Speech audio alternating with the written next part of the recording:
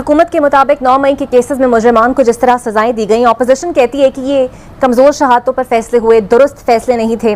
आपकी जमात इन फैसलों को कैसे देखती है?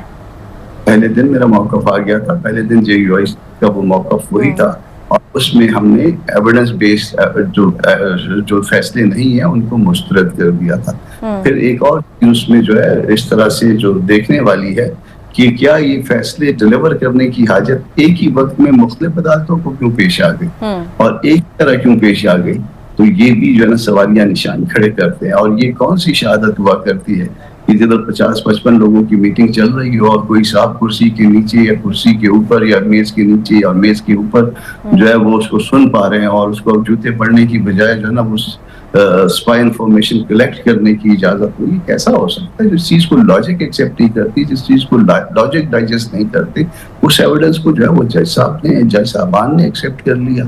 ये अजीब बात है। वाकया 9 मई वाला बिल्कुल गलत है, हम उसको गलत कहते हैं, और मगर जो गलत कहते हैं उसमें किसी की इन्वॉल्वमेंट, आपने उसकी जिंदगी का फैसला करना है। ये तो 10-10 साल की कैदे हैं या बाद जगह पे की भी है, मगर 10 दिन की भी हो, 10 मिनट की भी हो, तो भी जो है ना उसको एविडेंस बेस्ड होनी चाहिए। जो चीजें एविडेंस बेस्ड नहीं है उसको हम रिजेक्ट करते हैं। अच्छा सर, JUI की पोजीशन भी खासी गैर वाज़ेह है। आप लोग हुकूमत में तो शराकतदार नहीं है, लेकिन अपोजिशन की ऑल पार्टीज कॉन्फ्रेंस में भी शरीक नहीं होते, तो आपकी जमात की मौजूदा सियासी सिमत है क्या? यहाँ पर बिल्कुल ही इंडिविजुअल अकेले होकर आप लोग खड़े हैं?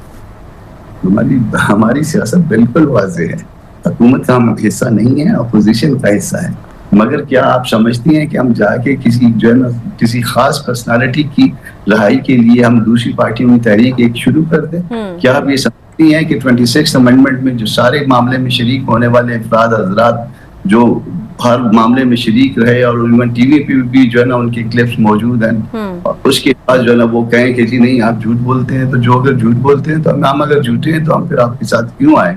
हमें तो इसी तरह से जो है ना बेहतर है कि हम अपने तौर पे पॉलिटिक्स करें, अपनी पॉलिटिक्स करें, अपना वर्जन आवाम के सामने रखें। या तो आदमी दुरुस्त कह रहा होता है या दुरुस्त नहीं कह रहा। उस पूरे सिनारियों में 5-6 हफ्ते जो है ना वो जो है वो तवाफ बाकायदा चल रहे थे। उस वक्त हम सच भी बोलते थे, उस वक्त हम बहुत अच्छे भी थे। मौलाना साहब जो है ना बड़े जीरक सियासतदान भी थे, बड़े जो है ना पाकिस्तान के सबसे बड़े भी सियासतदान थे। अब वो जो इरशाद जिसके मुंह में आता है वो फरमा देता है, तो जाहिर है सुनते हैं, हम महसूस करते हैं, उस बातों को हम गेज करते हैं। जब ये सारी बातें गेज होती हैं तो फिर उसकी तनाजुर में जो है हम किसी के साथ चलने या ना चलने का फैसला। और जो इनके चार्टर ऑफ डेमोक्रेसी के बाकी नकाद है जिसमें SIFC की नजरसानी, तरमीम का खात्मा, 26वीं खुद मुख्तार इलेक्शन कमीशन, इनसे भी आप लोग इत्तेफाक नहीं करते? आपको लगता है ये भी सिर्फ एक शख्सियत के गिर्द तमाम चीजें घूम रही हैं और ये सिर्फ महज वक्त गुजारने के लिए डाली गई हैं? सुन लीजिए गुज़श्ता 3-4 सालों में आप स्पीचेस निकलवा के देख लीजिए। SIFC को मैंने रिजेक्ट किया है, JUI ने रिजेक्ट किया है।